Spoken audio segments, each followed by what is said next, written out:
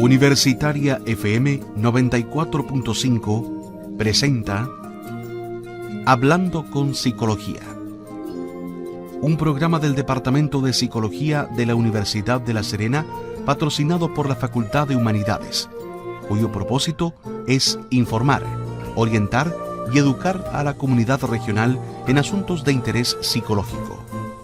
Conduce el psicólogo Mauricio Cerda Veroiza.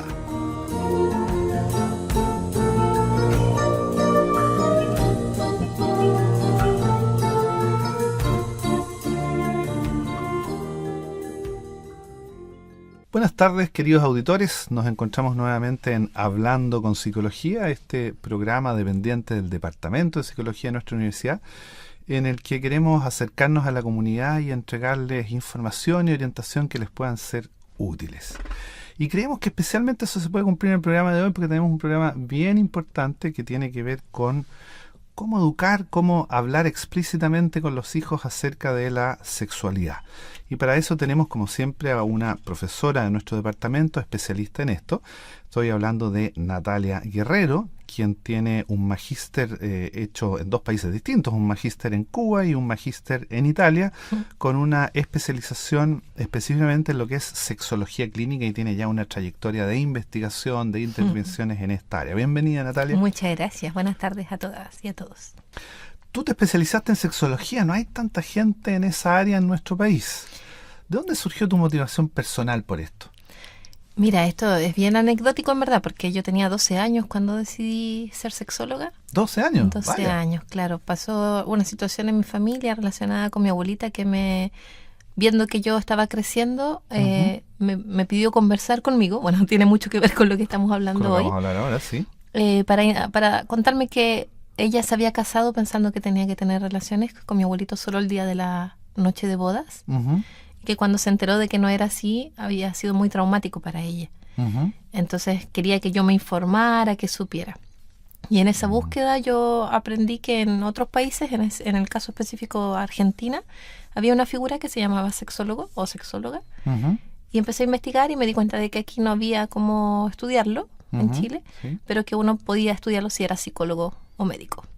Entonces, perfecto. Teniendo la especialización de psicólogo primero o los después estudios de podría, psicólogo claro, de médico, podías especializarte en sexología clínica. en otro país. Entonces, por eso empecé a estudiar psicología. O sea, desde el principio de tus estudios sabías perfectamente hacia dónde querías ir. Sí, siempre quise hacer esto. Entonces, después, el mismo año que me titulé, me fui a Italia a estudiar esta especialización que es de 4 años. Y después, bueno, ya desde los 12, afortunadamente yo soy una niña jocas, que es como una cosa que sucedió en el país sobre la educación sexual en las escuelas. Sí, el famoso programa Jocas de años Exacto, atrás. que requería participación activa de estudiantes. Ya. Y yo fui una de esas estudiantes. Que participó activamente. Claro, entonces ya desde primero medio empecé a hacer una especie de educación sexual entre pares. ¿De y acuerdo? después, bueno, como en la U mi motivación era esta, todos los trabajos posibles los hice sobre este tema. Y ya después cuando me fui, empecé a trabajar allá también en Italia en esto. Y ahora tú decías antes que hay poca gente preparada. Para mí un sueño es que eso no sea así. O sea, que ojalá en todos los consultorios haya alguien especializado en el tema. Y en este momento estoy muy contenta porque ese proyecto va adelante. Tenemos desde el año pasado con unos colegas una escuela de formación. Y de La Serena el año pasado ya se titularon 4 personas que hicieron el primer año de especialización. Ya. Y este año ya hay 6 estudiantes también de La Serena, entonces se viene... Interesante, sí, porque masivo. Una parte importante de tu formación fue en Italia. Estuviste 6 años allá y mantienes vínculos con Italia. ¿La realidad ya debe ser bien diferente a la nuestra? Mira, en términos de cantidad de profesionales especializados es muy diferente, porque hay cientos y cientos y cientos de sexólogos. Por eso yo sé que aunque seamos cientos, todos vamos a tener trabajo, y por eso me interesa que seamos ojalá miles. Que se difunda acá, claro, que crezca ojalá esta área entre los profesionales. Claro, que ojalá todos los profesionales de la salud y de la educación sepan sobre sexualidad, porque es un tema... Tengan los conocimientos básicos, es muy algo transversal. universal, Claro. Exacto. Pero en términos como del desconocimiento, los tabús relacionados con la sexualidad, Italia es muy parecido a Chile. A ver, en algunas temáticas incluso un poco más... algunos temas son todavía más tabú en Italia. ¿Sí? Sí. Todavía más que en Todavía Chile. más, sí. que es un país, a ver, yo tengo la impresión de que en Chile somos un país muy heterogéneo. Sí. A veces se dice que somos un país muy conservador y yo creo que hay sectores muy conservadores, Exacto. pero hay otros sectores muy abiertos.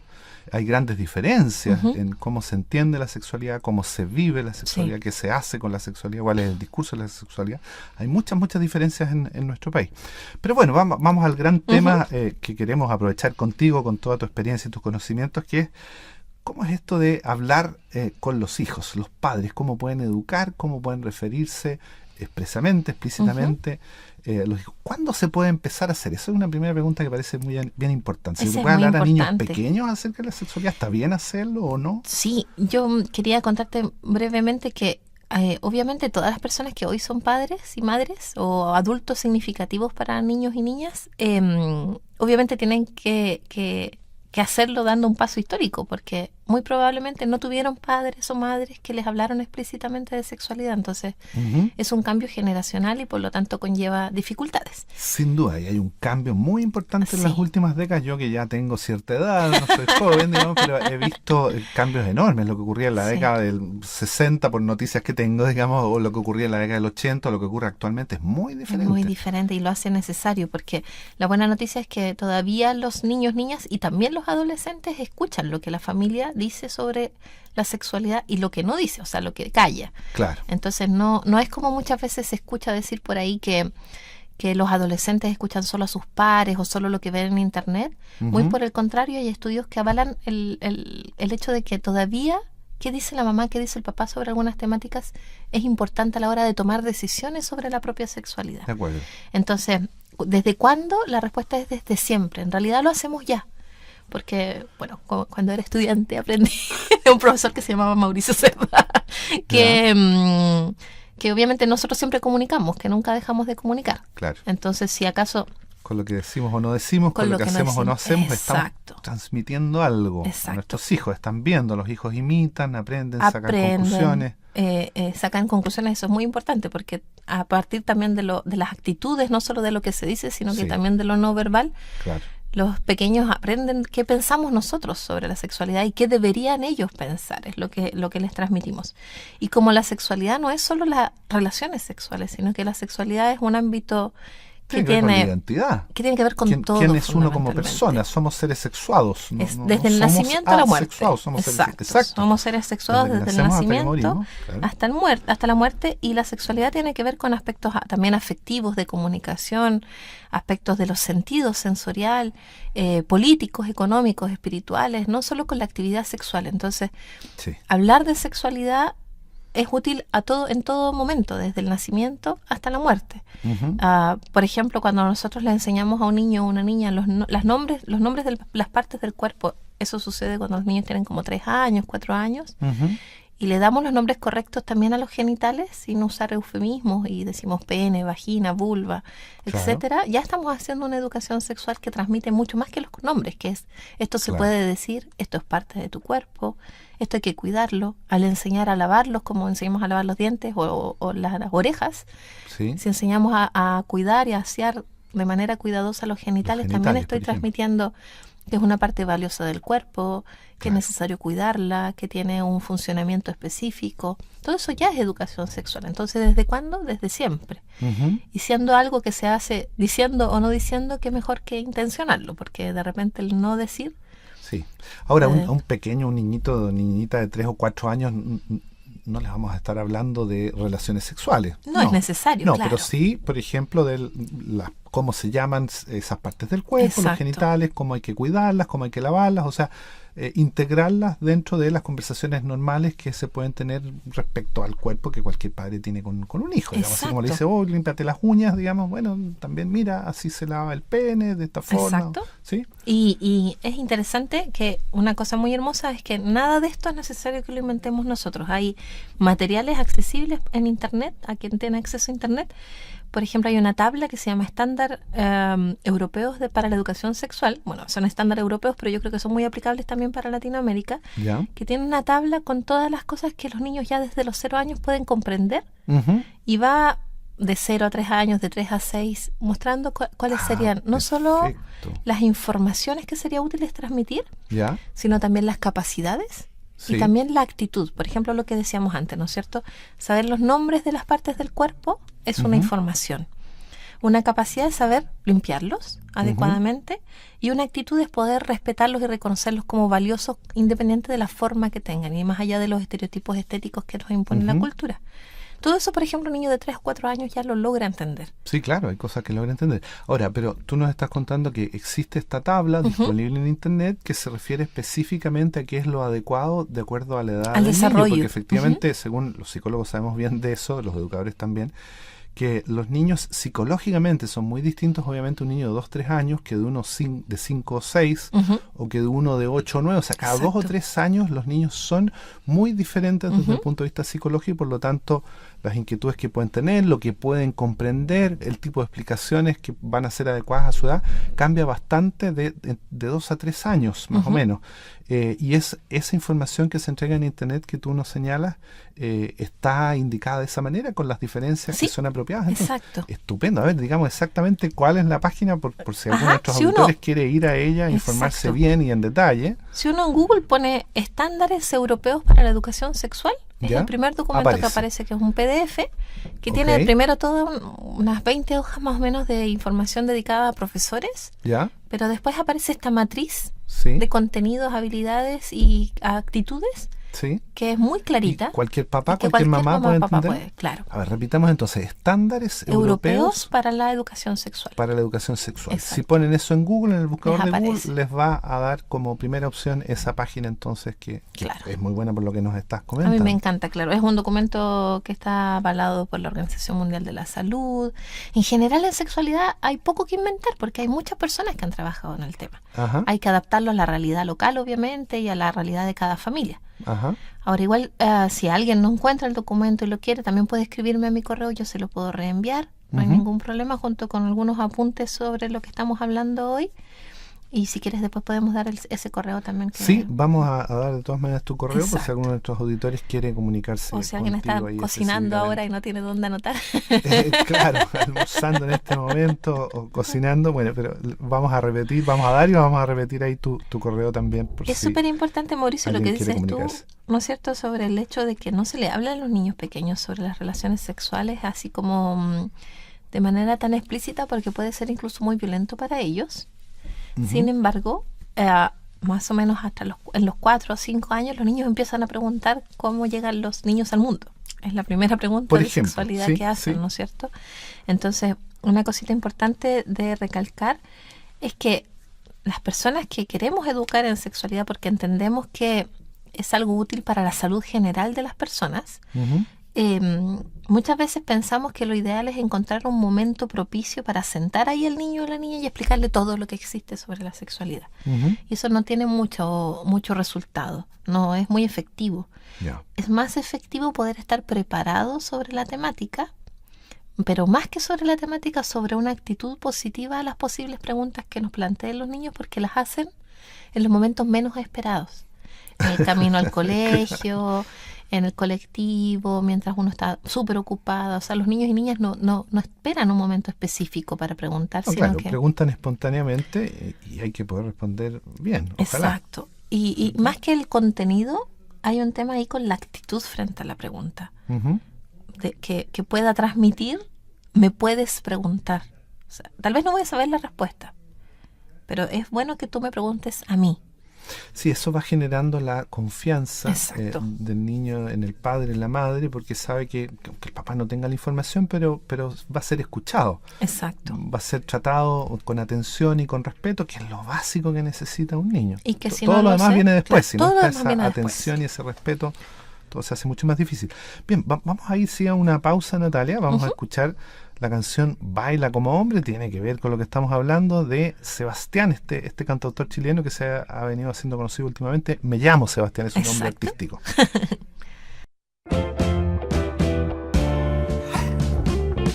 Voy a la plaza en estado sideral para comer algo bien rico.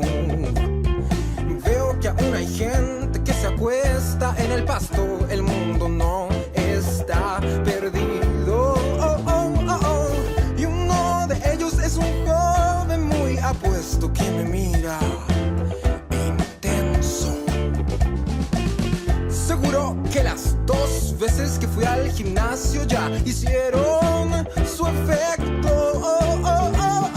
Me suda hasta el codo por el nervio. Algo va a pasar, estamos cerca y él apunta a mi camisa y pregunta si no había en la tienda una que no fuera de mujer. ¡Qué original! Casi voy a llorar. ¿Cuántas veces nos dijeron anda como hombre, juega como hombre? Llenan huecos con sus miedos. Habla como hombre, baila como hombre.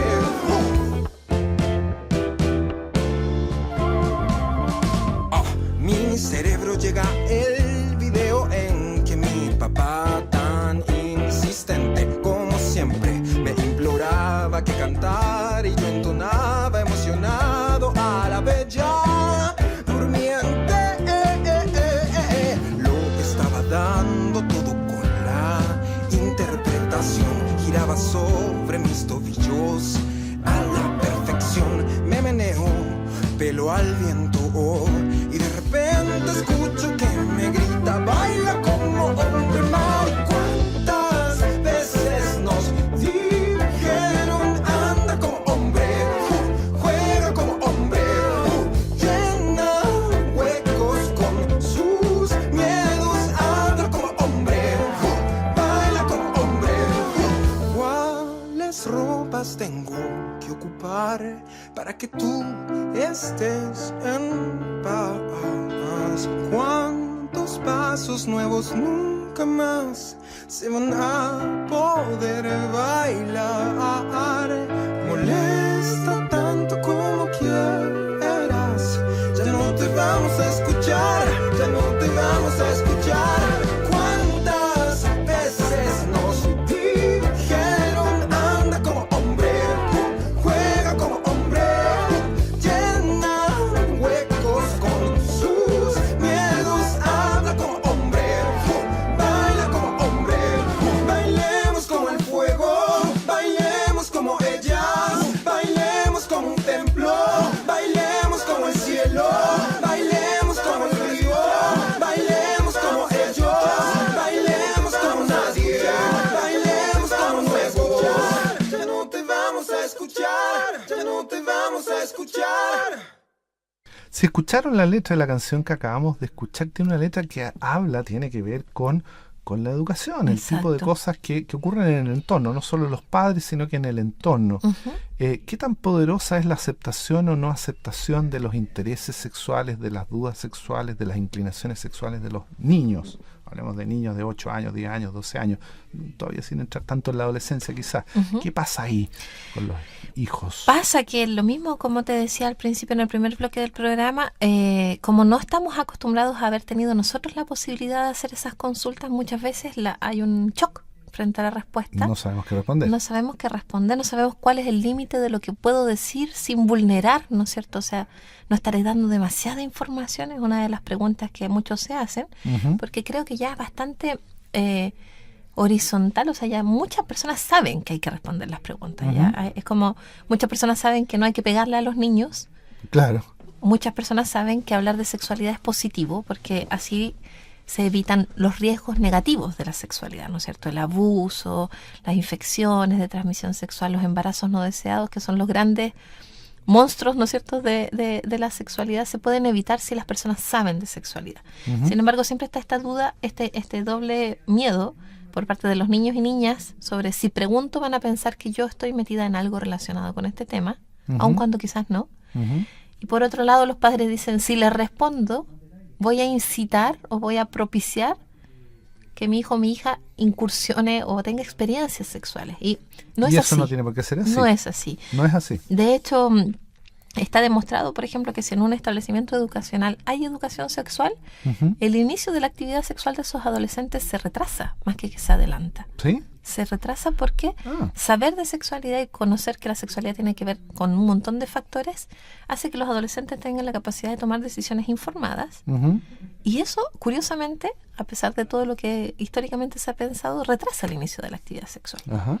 O sea, tocar el tema de la sexualidad seriamente, bien hecho, a la pubertad, quizás 13, 14 años. Ojalá un poquito antes. Ojalá un poco antes, 12, Claro. 11, 12, 13, no sé. Hablar de sexualidad con los hijos es más fácil cuando son preadolescentes o niños que cuando ¿Ya? son adolescentes. Ah, ok.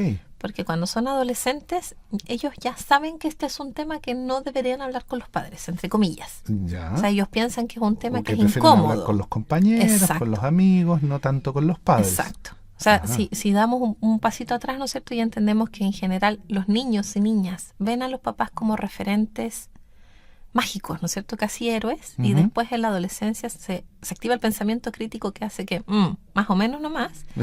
Claro. Entonces, también en el tema de la sexualidad eso se hace patente. Cuando yo hablo de sexualidad con un niño o una niña, estoy muy segura de que lo que yo estoy transmitiendo va a ser acogido de manera bastante abierta. Ujú. Con un adolescente, a pesar de que me escucha, hay también un filtro que dice, sí, pero esto lo dice mi mamá, lo dice mi papá, que es de otra época, que es de otra generación.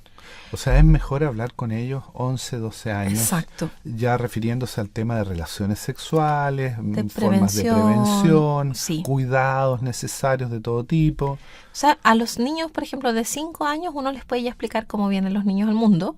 Claro. No necesariamente hablando de las relaciones sexuales en sí, pero sí que sucede gracias a que el pene y la vulva se encuentran, que hay un proceso interno. Ujú, Ellos lo entienden bastante bien. ujú. Aquí quiero decir algo muy importante, que a veces para explicar cosas usamos metáforas. La clásica de las metáforas, la abejita con la florcita y La eso. semilla. ¿Son útiles o no son útiles esas Son metáforas? útiles si yo explico que es una metáfora. Ya. ¿Ok? Si yo Ya. digo, mira, sucede así. Es como, por ejemplo, lo que pasa cuando la abejita pasa y poliniza la Ujú. flor, o cuando una semilla cae en la tierra y después Ya. crece, o Se cuando... aclara que es una metáfora, que es un ejemplo, no es que Exacto. sea exactamente, Exactamente así. así, El niño no. entiende entonces que se trata de una metáfora útil para entender. Claro, porque como los niños afortunadamente hoy leen más, ¿no es cierto? Se les promueve que lean más también en la escuela, saben lo que son las figuras metafóricas o que Sí. esto es una historia distinta de la que yo te estoy... Un ejemplo, Sí. pero no la realidad, que es lo que ha pasado hasta hoy, ¿no es cierto? Que nosotros damos como respuestas con metáforas sin explicar que es una metáfora Ujú. y finalmente queda como si ese fuera el motivo o la forma en la que llegan los La niños al forma mundo. exacta, y no es así. Y tú nos dices que esa explicación se le puede dar a los niños a los 5 años normalmente. Ujú, sí. Las van a entender bien, las van a tomar bien. Pero Ujú. tiene una pillería. Ya. Los niños hacen preguntas y decíamos antes, ¿no es cierto?, en el primer bloque, lo primero es tratar de acoger de la manera más afectuosa esa pregunta, como, oye, qué bueno que me preguntaste, Ujú. ay, qué bueno que me preguntaste, estas preguntas son buenas de hablar aquí en la casa, ¿no es cierto?, porque así Ujú. doy el mensaje de que está bien. No como, ¿no es cierto?, no, de eso no se habla porque me hiciste esa pregunta, eso sería desaconsejado porque Ujú. lo que queremos efectivamente es que los adultos de la familia podamos ser grandes significativos para ellos en el hablar de sexualidad. Claro, Entonces, claro, que puedan ser acoger- una buena referencia para Una el buena niño en sus referencia, inquietudes. exacto. ¿Mm? Entonces, acoger esa pregunta, pero además también la primera, mi consejo muy explícito es que cuando un niño les haga una pregunta a una niña de sexualidad, ustedes le pregunten inmediatamente como, ¿por qué te surgió esa pregunta? Ujú. Porque muchas veces, sobre todo los preadolescentes, Ya, hacen preguntas sobre sexualidad por cosas que han escuchado, ok.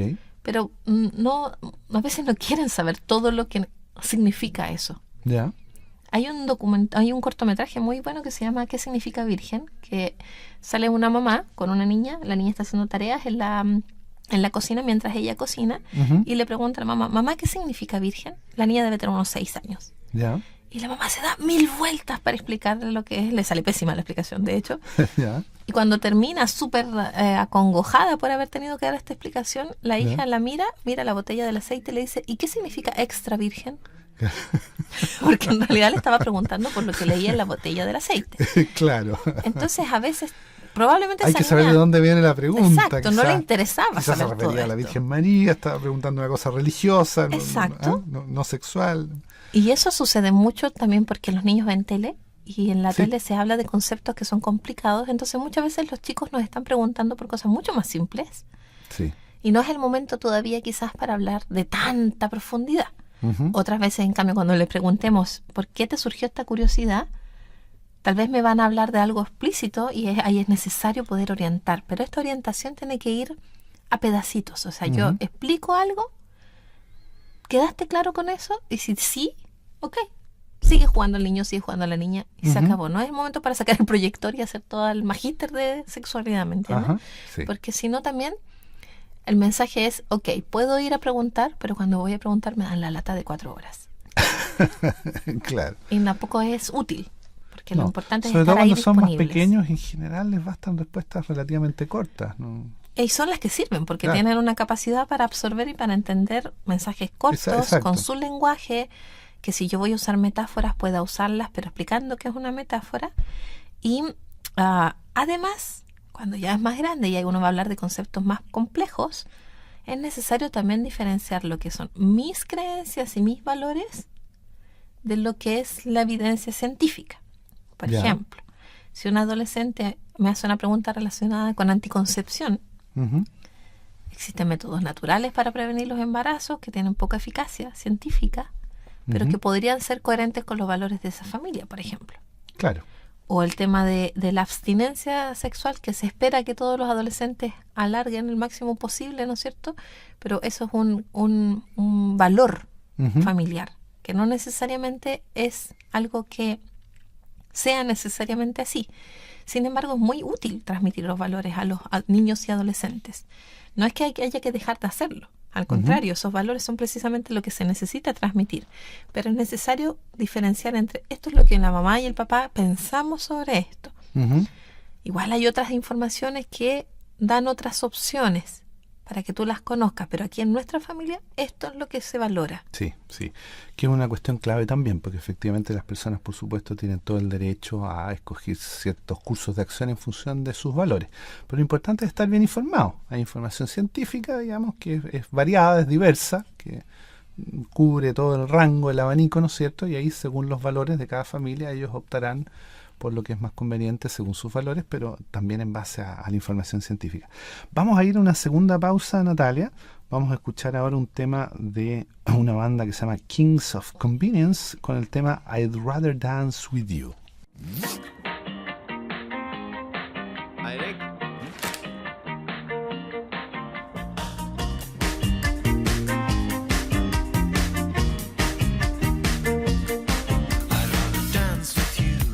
Talk with you. So why don't we just move into the other room? A space for us to shake and hear like this tune.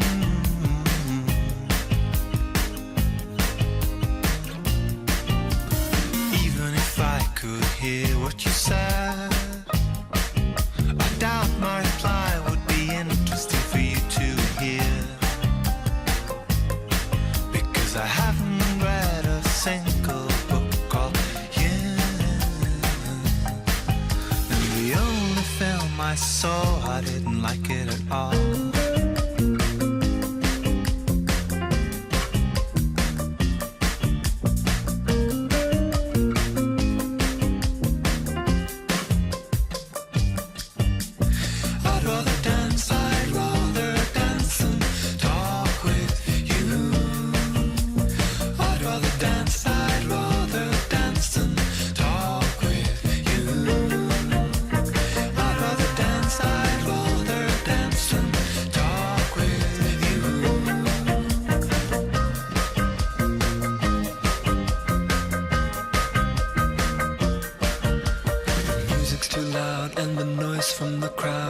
Increases the chance of misinterpretation. So let your hips do the talking.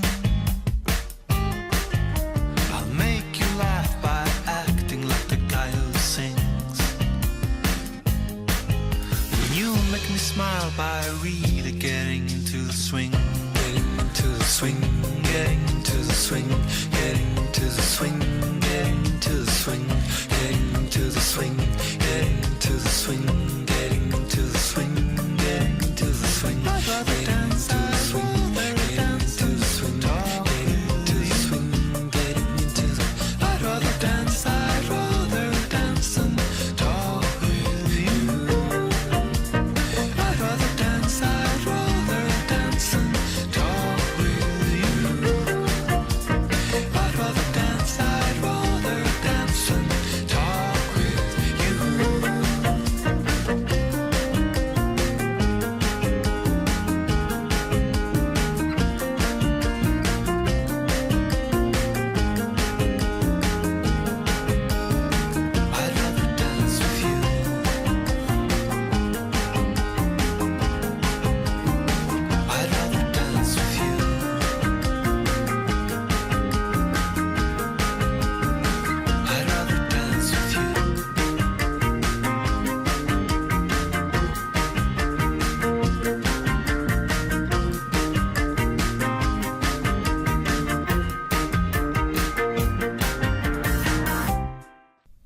Estamos conversando en esta ocasión con Natalia Guerrero, magíster en psicología clínica, con una amplia especialización y ya una amplia experiencia en lo que es la sexología clínica. Uh-huh.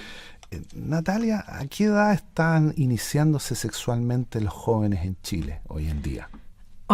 Bueno, eso es un dato que podemos avalar con un estudio muy reciente. Acaba de salir la encuesta nacional de la juventud, Uh-huh.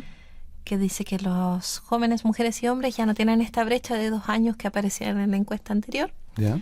Porque antes las estadísticas decían que las mujeres iniciaban su vida sexual a los 16 y los hombres a los 16 y las mujeres a los 18, Uh-huh.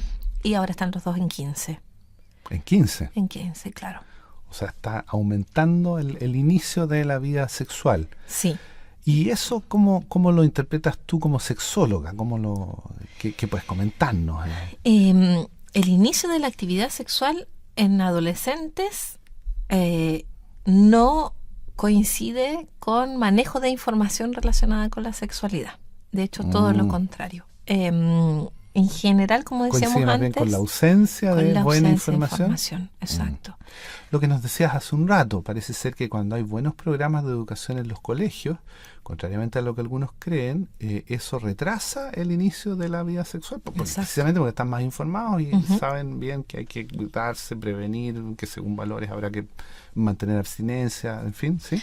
Sí, cuando hablamos de buenos programas de educación sexual es muy importante cruzarlo con la variable de abstinencia, Uh-huh. porque también está demostrado que un programa de educación sexual dirigido a preadolescentes y adolescentes, que como método de prevención plantea única y exclusivamente la abstinencia, no tiene buenos resultados. O sea, Uh-huh. eso genera desinformación e inicio temprano de la actividad sexual. Uh-huh. En cambio, cuando los programas hablan también de la abstinencia como una opción, Uh-huh. pero también Pero de no los la otros, única. no Mm. la única, tiene resultados mucho más positivos.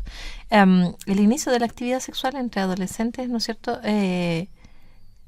creo yo que tiene que ver también no solo con la desinformación sobre los riesgos asociados, porque lamentablemente este inicio de la actividad sexual no siempre está acompañado de alguna prevención, sino que también con problemas relacionados con los vínculos. O sea, en general los adolescentes hoy tienen pocos vínculos con otras personas que no sean los pares con los que se encuentran cotidianamente por amistad o por escuela. Uh-huh. Tienen pocos puntos de referencia más adultos que ¿Con tengan adultos? tiempo. ¿Qué significa eso? ¿Con los padres ya no existe la misma comunicación que antes? No hay ¿O tiempo. con tíos No hay o tiempo. profesores? Claro, tíos, profesores, familia, tiempo de calidad. Ok, por falta de tiempo. Creo que lamentablemente a nivel de todas las Los clases adultos sociales, estamos demasiado ocupados. los adultos estamos demasiado ocupados. Tenemos poco tiempo para compartir tiempo y nos resulta, entre comillas, cómodo que el adolescente de turno esté encerrado en su pieza en el computador o esté encerrado... Esto sin hacer moralismo ni culpabilidades. No, O claro, sea, como sin- descripción de hechos. como- Sabemos que ocurre bastante. Los adolescentes hoy en día se relacionan mucho a través de la tecnología y eso sabemos que puede generar algunos temas relacionados con los vínculos, con la falta de vínculos afectivos cercanos reales. Ujú. Y eso hace muchas veces que entonces el único espacio de contacto humano, físico, de calidad, se encuentra a través de relaciones pasajeras con otras personas que no necesariamente son significativas. Ujú. La rotación de parejas sexuales en los adolescentes es alta, Ujú. no es baja. Hay de 2 al año, de a 3 al año, como media. Ujú. Entonces también esto implica Como que... promedio, como 2, 3 promedio. parejas sexuales Al al año. año en jóvenes de 16 años, 17 Exacto, años. menos de 21. Menos entre de 15 y 21. 21. Esa es la realidad hoy en día en Chile. Claro, que no necesariamente puede ser algo negativo en sí mismo, pero Ujú. obviamente habla de que tenemos personas que están en un proceso de desarrollo que a pesar de que tengan mucho acceso a información, no necesariamente esa información es de calidad, Sí. que si no tienen acceso a un programa de educación sexual de calidad, tienen muchos vacíos, mucha desinformación, y que además tienden a cubrir sus necesidades de autoestima y validación estética, afectiva, etcétera, en relaciones que son más bien rotativas. Entonces creo que además de un buen programa de educación sexual, más relaciones cercanas, afectivas, de calidad, podrían disminuir el hecho de que los chicos estén con esta rotabilidad de parejas. Ah, perfecto. O sea, a veces la necesidad afectiva, sentirse querido, sentirse escuchado, sentirse atendido, visto, se obtiene con una pareja con la cual hay contacto sexual y no necesariamente se está buscando el contacto sexual en sí, se está buscando otra cosa, se está buscando nutrirse afectivamente, ¿sí? Sí. Igual hay varias corrientes de adolescentes que se desmarcan de estos conceptos de los que estamos hablando hoy y que escogen voluntariamente la abstinencia sexual. O sea, dicen, yo no quiero ser así, eso no me interesa. Casi como una subcultura de neo-vírgenes. Sí, se da. ¿Has visto eso en Chile también? Sí, sí. ¿Influido por valores religiosos o de otro tipo? Yo creo que influido por el manejo mediático que se hace de los adolescentes que sí tienen relaciones sexuales como personas descarriadas, como un poco lo que te estoy diciendo yo ahora. Ah, ok, ya. Como una identidad de... Quieren ser jóvenes más serios, más centrados o algo así. Ya. También hay algunos adolescentes que también están ya desde muy pequeños estableciendo relaciones estables en respuesta a todos los adultos que estamos separados y todas esas cosas. Claro. Porque la adolescencia es un momento en el que los jóvenes nos miran a los adultos y dicen, yo no quiero ser como tú. Sí. Entonces también hay una corriente grande de adolescentes que están por las relaciones estables y fijas y para toda la vida. Sí, eso es interesante lo que dice, porque claro, muchas veces está la idea de que, claro, los jóvenes quieren ser muy distintos a los padres, pero eso se ve desde el lado de los padres son, comillas, buenos y los hijos salen medio descarriados. Pero también ocurre lo contrario. Hay algunos padres medio descarriados y los hijos salen mucho más cuidadosos, mucho más centrados, mucho más equilibrados en lo que hacen, serlo. Manejando mejor sus impulsos. En fin. No beben, no consumen drogas, porque es bien que eso hizo daño en su familia, por ejemplo. Sí. Entonces, tampoco la visión hacia los adolescentes tampoco tiene que ser tan estereotipada como de personas sin no, por supuesto, proyectos de vida. Está clarísimo que hay muchas diferencias, hay gran diversidad en todos los niveles de edad y entre los jóvenes también. Un joven a los 17, 18 años que quiere todavía preguntarle cosas a los padres acerca de la sexualidad. Quiere saber qué piensan y quiere ¿Aún saber a esa edad? Claro. Quiere saber qué piensan y quiere poder contar con ellos. Un tema importante en la región, Mauricio, es que la región de Coquimbo es una de las regiones que tiene mayor cantidad de adolescentes contagiados de VIH. ¿Sí? En el país. ¿A nivel nacional? A nivel nacional. No es la que más, pero es una de las 3 primeras. Vaya. Entonces tenemos una región en la que el contagio de este virus, que es un virus con el que hay que lidiar para toda la vida si es que me lo contagio, que hoy no se mueren las personas de VIH, ¿no? No, las muy personas difícil no que están caigan. muriendo hoy día por VIH, pero tienen que estar permanentemente en control. Es una enfermedad crónica y como cualquier enfermedad crónica es difícil de conllevar y además tiene un estigma social muy grande. Personas que viven con VIH dicen preferiría tener cáncer, aunque sé que no tiene cura, pero por lo menos no tendría que cargar con este estigma. Entonces tener VIH a los 15, a los 16 no es algo simple. Pero está sucediendo porque como el uso del preservativo está asociado hoy en día más al control de las infecciones de transmisión sexual que a la reproducción, porque la mayoría de la medida que ha tomado la sociedad chilena es a las adolescentes medicalizarlas inmediatamente a partir de su primer ciclo menstrual para que no se embaracen. Entonces, cuando yo estoy en relación afectiva y sexual con otra adolescente, ¿no es cierto?, siendo adolescente, si ella tiene un método que evita el embarazo, es muy probable que se relaje el cuidado en cambio de las infecciones y nadie use preservativo en esas relaciones. Entonces es súper bonito, por ejemplo, poder conversar de estos temas en familia y explicar que, bueno, la prevención del embarazo adolescente debería ser compartido entre hombres y mujeres, pero también que no es el único riesgo del que tenemos que cuidarnos y que obviamente no es un juego esto. Entonces, sí, ¿tú sabes cuál es la prevalencia de las enfermedades de transmisión sexual en los jóvenes? Es alta. ¿Es alta? Es alta. Hoy en día tenemos brotes de sífilis, hasta de gonorrea hay brotes en adolescentes. Estaba casi desaparecida. Estaba casi desaparecida, sífilis, gonorrea, VIH. Ahora, ojo, porque aquí también se los cuento, porque es un error hasta en salud y en educación se comete.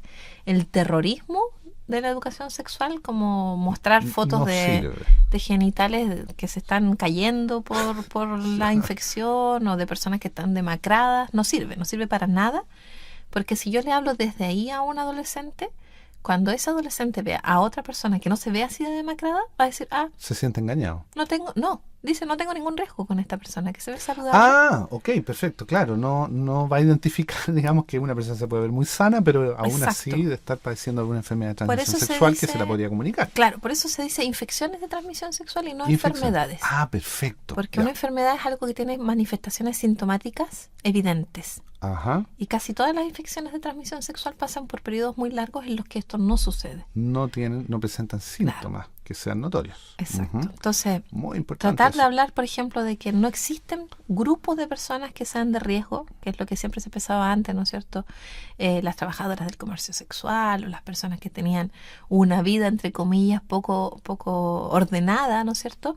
Sino que todas las personas podemos contagiarnos de una infección si es que no nos cuidamos. Entonces, pasar esa responsabilidad de manera marcada a nuestros hijos e hijas puede ser muy trascendental. O sea, solo tú puedes cuidarte porque no sabemos con quién más ha tenido relaciones la persona con la que tú te estás comunicando. Nos va quedando poco tiempo, Natalia, pero tenemos el tiempo de sobra para que nos cuentes un poco desde el punto de vista científico, cuáles son las mejores formas de prevenir el embarazo. Ya lo dijimos antes, aquí hay opciones valóricas, religiosas, culturales, a las que cada uno tiene todo el derecho, pero es importante estar informado científicamente. Desde el punto de vista científico, ¿cuáles son las mejores formas de prevenir el embarazo? Mira, las mejores formas de prevenir el embarazo, lamentablemente, aunque impliquen una medicalización del cuerpo, son, o el uso que no implica ninguna medicalización y podría ser el mejor para ambos sistemas, ¿no es cierto? Prevención de embarazos y prevención de infecciones, es el uso correcto del preservativo. El uso correcto del preservativo, que puede ser preservativo que se usa en el pene, o también ahora hay preservativos que se usan en la vagina, son preservativos masculinos y femeninos, requiere que sea utilizado desde el inicio de la relación sexual. No es algo que me pongo a medio camino solo antes de terminar. Eso no es efectivo, menos en la edad de los adolescentes, donde hay una alta fertilidad. Es difícil quedar embarazado si yo hago el coito interrumpido, pero es posible. Entonces es mejor usar el preservativo desde el inicio de la relación. Ahora, si yo estoy usando preservativo y este preservativo se rompe, por ejemplo, es muy bueno que la comunidad sepa que la pastilla de anticoncepción de emergencia, o la conocida comúnmente como pastilla del día después, está hoy disponible en la farmacia sin receta médica desde septiembre del año pasado. Es decir, que yo, si tengo una eventualidad de este tipo, debería poder acceder a comprarla sin necesario ir antes a un doctor o alguien que me la recete. También hay otras alternativas, si es que yo no tengo la posibilidad económica de comprar una pastilla del día después, de usar una combinación que se llama método Yuspe, que también se puede buscar en Google, que se hace con unas pastillas que también están disponibles en el mercado y que valen mucho menos dinero, que son de levonorgestrel y que más o menos por unos 3.000 pesos puedo sortear esa eventualidad. Sin embargo, este método de anticoncepción de emergencia pierde efectividad si yo lo uso siempre. Por lo tanto, lo mejor, en el caso de que, por ejemplo, yo estoy teniendo relaciones sexuales protegidas con un preservativo y continuamente estoy teniendo problemas con él porque se corrompe o porque no tengo la suficiente disciplina para exigirlo siempre, para usarlo siempre, lo mejor es pasar a un anticonceptivo hormonal, que ya sea pastilla, parche, anillo.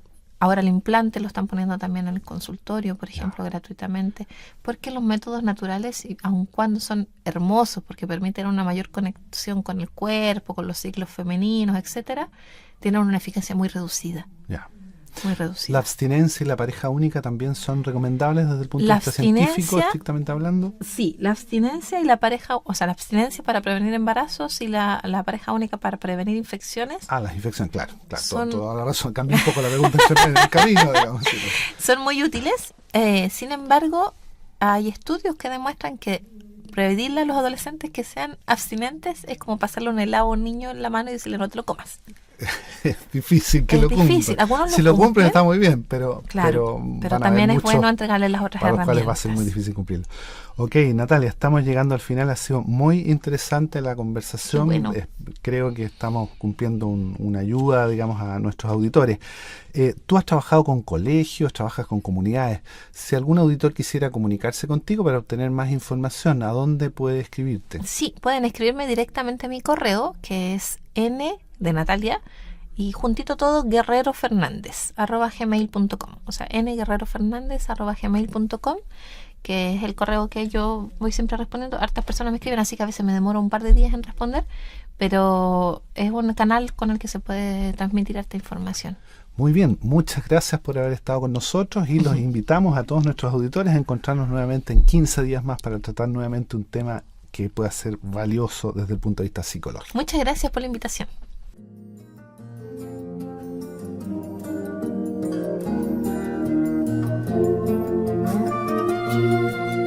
Universitaria FM 94.5 presentó Hablando con Psicología, un programa del Departamento de Psicología de la Universidad de La Serena, patrocinado por la Facultad de Humanidades, cuyo propósito es informar, orientar y educar a la comunidad regional en asuntos de interés psicológico. Conducción a cargo del psicólogo Mauricio Cerda Peroiza.